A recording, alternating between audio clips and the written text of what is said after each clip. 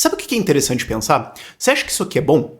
Vai ficar melhor ainda. Ainda ao longo dos próximos dias e semanas, nós vamos ter episódios ainda melhores disso aqui. Mas ontem, um subcomitê dentro do Congresso Nacional Americano publicou, até onde a gente entende, todas as decisões, todas as ordens ilegais, clandestinas e abusivas de censura do Alexandre de Moraes contra o X, o antigo Twitter.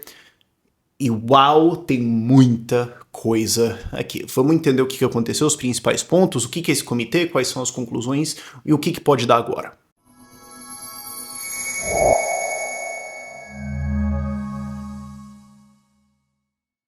E agora a gente voltou até a loja de camisetas do Ideias Radicais. Voltamos a ter camisetas. A gente lançou algumas estampas simples lá que a gente sabe que são as que vocês gostam. E eu percebi que eu preciso de uma zoando o Xandão também. Então eu queria alguma coisa com a careca talvez possivelmente calvíssimo da República e defendendo liberdade de expressão ou alguma coisa assim. E eu queria alguma coisa mais positiva em defesa da liberdade de expressão do que puramente só zoar ele. Eu queria um tema positivo e não negativo, vocês entendem? Então, se alguém quiser fazer isso, por favor, me manda por DM no Instagram, Rafael Ideias Radicais, Rafael com PH, ok? E o link da loja de camisetas está na descrição. Continuando o tema. Recapitulando. O Elon Musk começou uma guerra em defesa da liberdade de expressão contra o Alexandre de Moraes. Doravante será referido como Xandão ou Calvíssimo da República.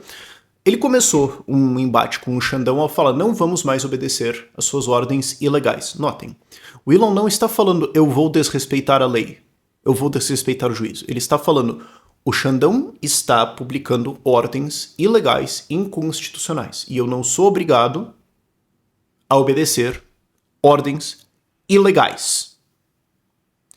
O Xandão agravou o seu surto e ameaçou derrubar o X no Brasil, colocou provedores de internet sob aviso caso seja necessário de derrubar e tudo mais, e o embate continuou.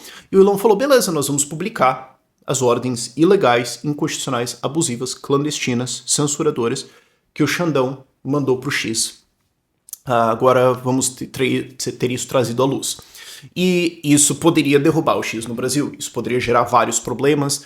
Reporta-se que o Elon tirou a equipe do X do Brasil, um dos diretores do X renunciou, então a ideia era evitar que eles pudessem ser presos, porque reportava-se que o Xandão mandaria prender essas pessoas por causa da decisão do Elon, que nem é sequer o CEO do X, vale lembrar, ele foi incluído no inquérito e tudo mais. E o Xandão coloca no inquérito que o Elon é o CEO do X. Ele não é o CEO. E já foi avisado, ele não corrigiu isso. Então, maluquices do Brasil, né?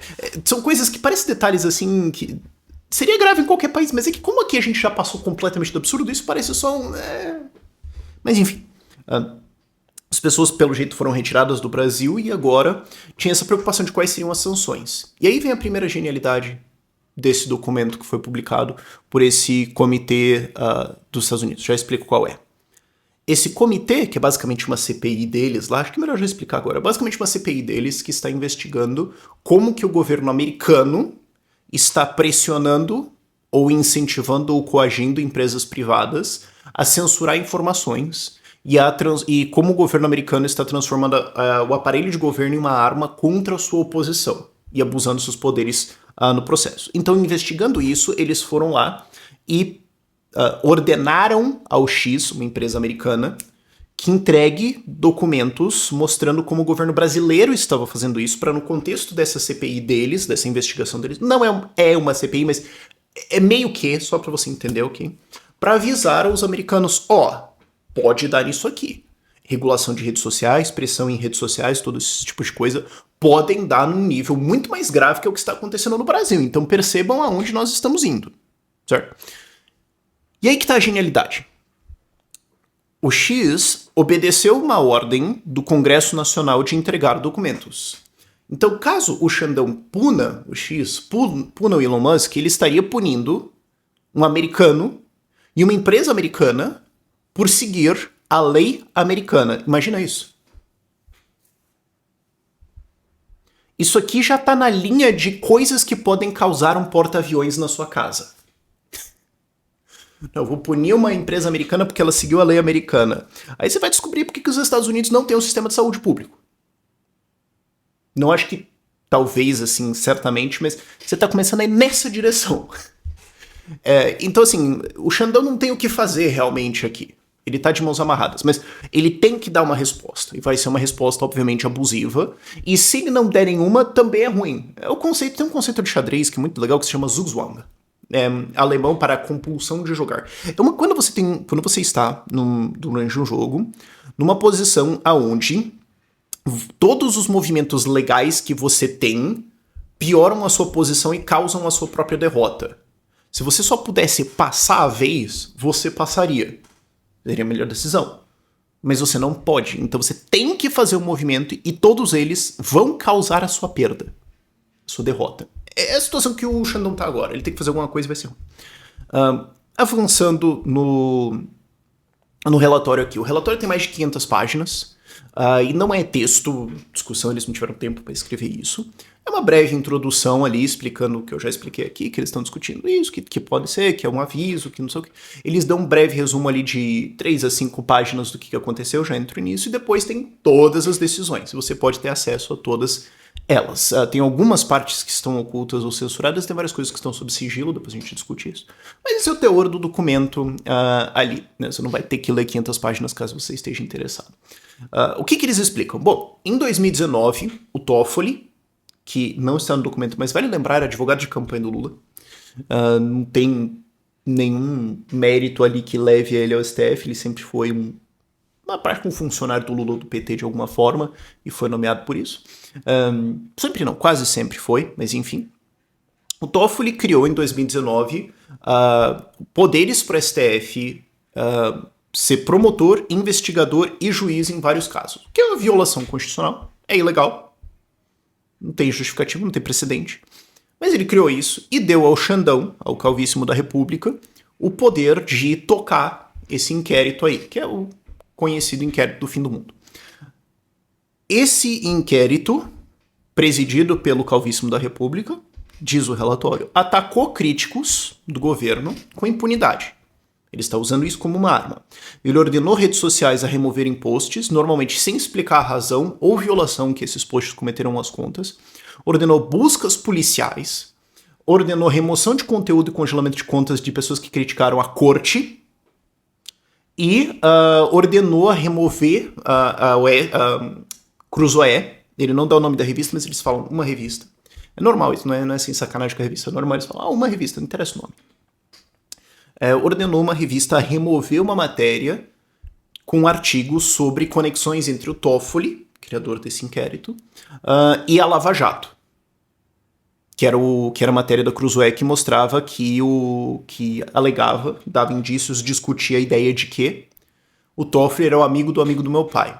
Então o Marcelo Odebrecht estava falando meu pai, o pai dele do Odebrecht, o amigo do meu pai era o Lula, e o amigo do meu pai seria o Toffoli. É isso que essa matéria discutia, então levava a Lava Jato para dentro do STF, daí que aí azedou tudo e começou agravou-se muito, né, essa situação toda aqui. Eles mostram também que desde no mínimo 2022, o STF e o TSE, Tribunal Superior Eleitoral, ordenaram o X a remover quase 150 contas, que são exigências de censura direcionadas a críticos do governo, membros conservadores do Congresso Nacional, jornalistas, judiciário e um cantor gospel. Isso parece uma lista engraçada, né? Tipo, parece uma piada, né? Mas enfim. E censuraram Bolsonaro depois das eleições. Eles citam explicitamente o caso do Monark, claro, eles não chamam ele de Monark, eles chamam ele de Bruno Ayub, que é o nome dele. E falam que ele foi censurado por dizer que o Xandão censurava. Que é o que aconteceu. Vale lembrar, o Monark agora está exilado of sorts nos Estados Unidos, ele teve patrimônio confiscado e tudo mais, a gente ajudou ele com a SET a fazer isso, é um grande orgulho que eu tenho, inclusive.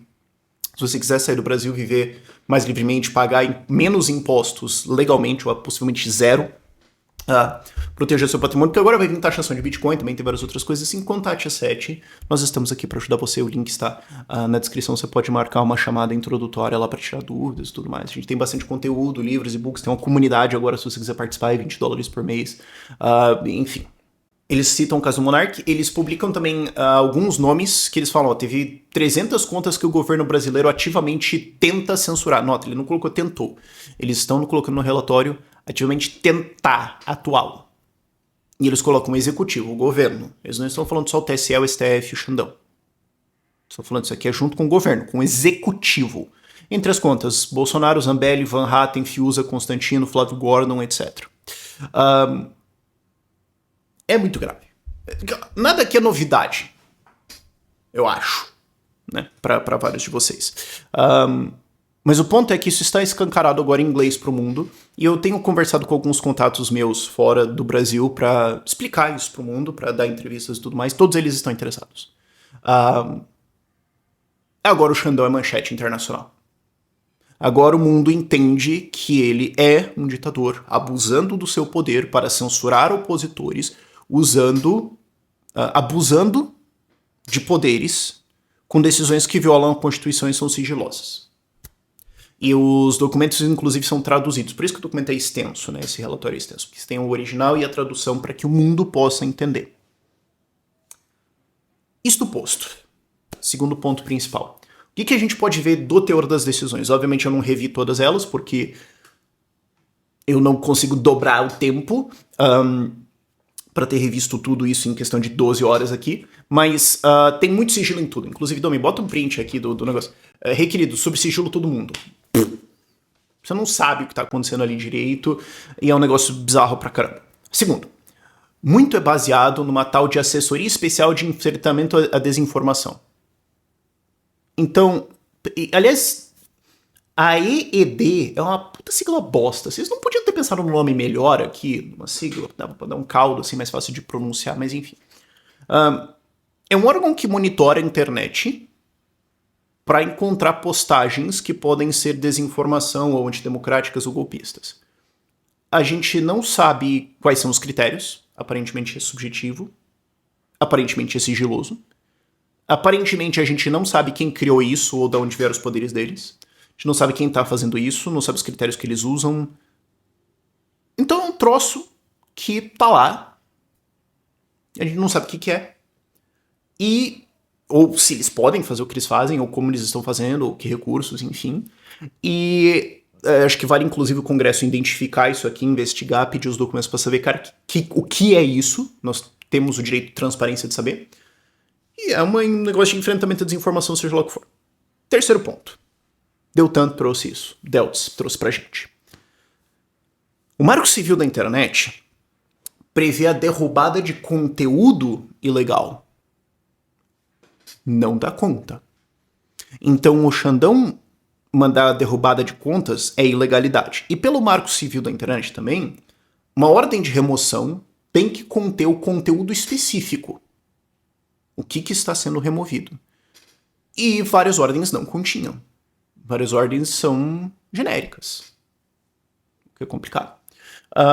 Quarto ponto. Sim, isso é embasamento para impeachment. Só isso aqui você poderia... Isso aqui não é avaliação do Deltan, é minha. Mas isso aqui é suficiente para impeachment? Sim. Do que a gente viu das decisões ali, do que está publicado, são provas que constituem... são provas de abuso de autoridade, são provas de ilegalidades e inconstitucionalidades? Sim. Então agora, se antes não era, agora o fato é, demonstrado por essas provas aqui, que o impeachment do Alexandre de Moraes é meramente uma questão de vontade política. Existem provas, precisa ser protocolado, precisa ser feito, precisa ter o processo, precisa ter 2/3 do Senado, já discutimos isso se vai poder aparecer ou não, mas é puramente uma questão de vontade política agora. Temos os fatos. Quinto, André Marsiglia, também um jornalista, apontou, fatos não podem ser sigilosos. As decisões têm vários sigilos. Os documentos ali podem. Várias coisas podem ser sigilosas, mas os fatos não podem ser sigilosos. Então, mais um abuso do Xandão. E as decisões não continham fundamentação, o que aí juridiqueza um pouco. Quando um juiz dá uma decisão, ele tem que fundamentar. Baseado na lei A, B, C e D, que me dão os poderes para fazer isso, que prevêem os crimes e as ilegalidades, isso aqui é uma coisa... E eu estou ordenando que se faça tal coisa. E essa peça é o que depois vai ser contestado. É o que depois, se você quiser apelar, se você quiser recorrer, você vai em cima disso. Então você precisa dizer, se você vai querer se defender, você vai falar, ele está dizendo que eu cometi o crime A e B, de acordo com isso e isso. Então, a minha defesa aqui na verdade, não, eu não fiz, eu entendo do que eu estou sendo acusado, eu tenho os argumentos aqui, eu sei o que responder. Se você não tem isso, Como é que você vai contestar? Ah, é desinformação. Mas desinformação segundo o quê? Qual é a definição na lei, no papel, que diz isso e qual é o crime que eu cometi pra eu poder me defender? Porque você não pode falar assim, você fez uns negócios aí. Fez uns trem. Quais? Você sabe qual é? Tipo, namorada abusiva, assim. Relacionamento maluco. O que você fez? Você sabe o que você fez. Ou você vai perguntar. Você não sabe. Aí é pior. Falando de trem, inclusive, vai ter um show sem imposto em BH dia 20 de abril agora, que incidentalmente eu estarei lá. Agora eu tô morando em São Paulo, porque eu sou pré-candidato a vereador aqui em São Paulo, para lembrar. Mas incidentalmente eu estarei em BH, porque terça-feira eu vou fazer uma cirurgia de remoção de siso, eu vou fazer lá e tudo mais. Então, enfim, longa história. Mas incidentalmente eu estarei lá, então se vocês quiserem, dados estarão na descrição, tudo bem. Mas, voltando ao técnico, não tem essa fundamentação, então não tem como você recorrer. E o Xandão, sendo o juiz do STF, o ministro do STF, dentro de um inquérito abusivo e ilegal, não é uma instância final irrecorrível. E também ele aponta que, o André aponta que os prazos ali são ilegais também, porque ele dá 2 horas e uma multa gigantesca, os prazos deveriam ser 48 horas. Aí parece tecnicalidade, não sei, mas enfim. Isso encerra os pontos principais. Extras. A Renata Barreto estava no negócio. Porque o PT processou ela dizendo que ela cometeu fake news ao dizer que o Lula, durante a eleição, instalaria uma ditadura comunista no Brasil. O que ela mesma disse que ela não disse. Então, segundo ela, o PT cometeu uma fake news para dizer que ela falou uma fake news, sendo que o que ela falou foi que o Lula ia buscar regular as redes sociais. O que ele buscou. E a ação já deveria ter sido extinta, segundo a Barreto, mas ela ainda existe lá porque o Xandão manteve, porque vai saber por quê. E nenhuma surpresa também, a gente tem pedidos do Zanin lá dentro, de quando ele era advogado do Lula, da campanha, blá blá blá blá, e agora o Zanin do STF. A Globo tá completamente ignorando o tema. Se você olhar na Folha, a Folha colocou lá no principal, Estadão também tava lá nas coisas principais e tudo mais, a Metrópolis não olhei, enfim, mas a Globo tá fingindo que não aconteceu. Se você abrir os sites da Globo, de todos os jornais e tudo mais, tá... Você vê lá manchetes, tipo, no G1 era, ou na Globo News era, a brasileira relata que está com dificuldade de sair de Dubai após chuva, daí alagou aparentemente o aeroporto de Dubai, de todas as coisas, e aparentemente isso é uma coisa urgente para a Globo discutindo isso aqui. Sobre as consequências, tem muitas perguntas aqui, porque é um negócio extremamente complexo. Se vocês quiserem adicionar perguntas nos comentários, quem sabe isso dá mais um vídeo, não sei. Mas eu coloquei dentro da comunidade lá do YouTube, que a gente tá usando isso um pouquinho mais agora. Falei, gente, mandem as suas dúvidas, só pra eu entender o que vocês acham principalmente aqui, queriam saber. Então, pessoas perguntam assim, quais consequências podem vir disso, dessa decisão agora? Bom, mais pressão no Xandão, como eu falei antes, agora ele tem que dar uma resposta, ele não pode ficar quieto, porque se ele ficar quieto, todo mundo vai falar, então agora vamos pra cima. Então agora a direita cresce, vai ter mais críticas, vai ter mais exposição, vão abrir uma CPI, vão abrir investigação nisso, vão atrás dessa assessoria especial de desinformação, ou seja lá o que for esse troço, vão querer discutir o impeachment dele, então se você não continua empurrando, vão empurrar em cima dele. Então ele precisa fazer alguma coisa. Só que todas as coisas são ruins, são horríveis. Ele pode derrubar o X no Brasil, aí de novo ele vai ser manchete internacional ainda mais. Ele pode, sei lá, mandar derrubar as contas que estão falando disso, acusar de golpismo, dizer que é desinformação, encontrar outras coisas para perseguir opositores, mas ele pode agravar e escalar, só que agora ele tá numa disputa internacional que ele não tem como ganhar. Ele não tem como ganhar isso aqui. Você tava...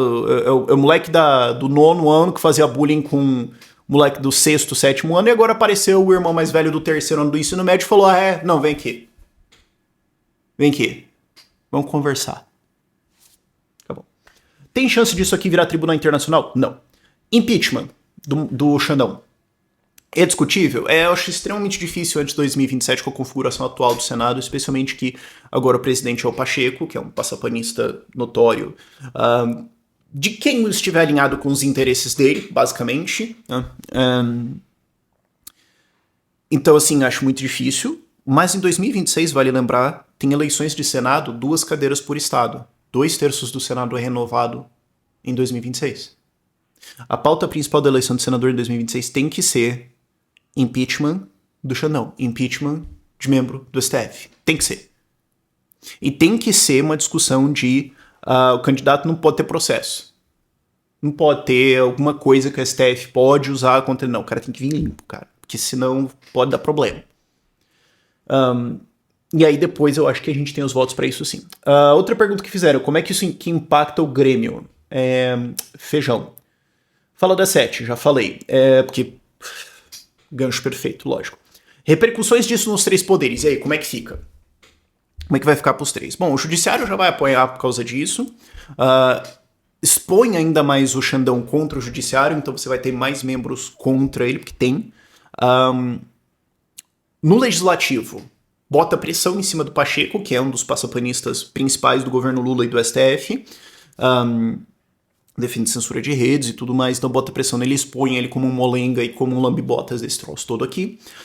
E pro Lira, que está agora momentaneamente brigado com o Lula e tá colocando algumas leis que vão prejudicar, vão dar problema pra ele e tudo mais, dá mais berço pro Lira operar, tanto que recentemente passou aquele negócio de maiores penas pra invasão de terras, umas coisas assim, que o Lula exonerou um nomeado do Lira de alguma coisa do INCRA pedido MST ou alguma coisa assim, sei lá. Eles estão brigando e aí eu torço pela briga, obviamente. Então dá mais combustível pro Lira passar punições pro Lula, que eu acho maravilhoso.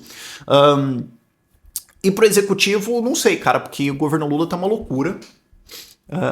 Espero que eles façam uma reunião por isso e fiquem se gritando lá um dia inteiro pra perder tempo. Outra pergunta, por que o meu nome não tá lá? Desculpa, pessoal, eu quero pedir desculpas a todos que estão decepcionados com o meu nome não estar lá. Eu preciso ver isso como um sinal de melhora.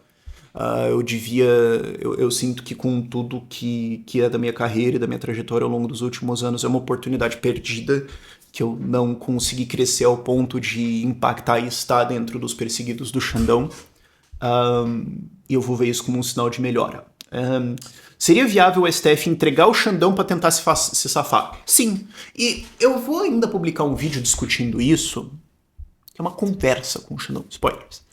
Que eu queria saber, sinceramente, porque eu tenho essa dúvida sincera, se o Xandão já entendeu isso.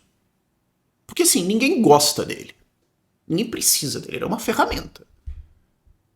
Ele é um violão do Lula, ele é um violão do STF. Ele é uma ferramenta, ele não é uma pessoa. Ninguém gosta dele, das ideias dele, ele não tem uma base. Então, a partir do ponto em que ele se tornar, no saldo, um peso, ele será descartado. O Lula 100% jogaria ele no lixo. O STF 100%... Você acha que o Gilmar Mendes vai falar assim, não, por hombridade e honra ao meu colega que fez esse trabalho, nós vamos trabalhar para defendê-lo? A minha dúvida é se o Xandão já pensou nisso ou não. Porque seria interessante estar lá no momento em que ele saca: eu tô num ninho de arrombado psicopata e eles vão certamente me jogar na fogueira se significar eles salvarem. Eu adoraria testemunhar um momento e mentalmente ele compreende isso. E por último, por que tem gente que ainda defende o Xandão? Porque tem gente que odeia a direita e não quer que a direita ganhe eleições, e eles acham que literalmente todo mundo que não é de centro ou esquerda é literalmente Hitler, ou alguma coisa maluca assim. Eles odeiam o Bolsonaro e acham que todo mundo é bolsonarista, é o bolsonarismo psicótico de achar que tem bolsonaristas escondidos por aí e tudo mais. Ou eles acham que existe um risco de ter um golpe de direita, porque assim, vamos lá. Existe gente que quer dar um golpe no Brasil? Sim, existe gente que estava defendendo isso, é incontestável. Agora, existia algum mínimo risco disso? Não. Nunca existiu risco da direita do Bolsonaro conseguir executar um golpe no Brasil. Esse risco nunca existiu. Mas essa galera acha que tem, e por isso, né, o Moraes está cometendo... Moraes não, desculpa. Xandão, calvíssimo da República, está cometendo abusos? Está. Mas, né? Pra evitar o mal maior, a gente tem que fazer um malzinho. É isso que essa galera acha. Enfim. O vídeo ficou longo, mas é um tema gigante, fazer o quê? E eu não tive tempo de fazer mais curto porque eu quero lançar isso logo pra vocês. Mas enfim, dúvidas e outras coisas, outras discussões, podem botar aí nos comentários. Pode dar outro vídeo por esse vídeo. É isso. Tchau.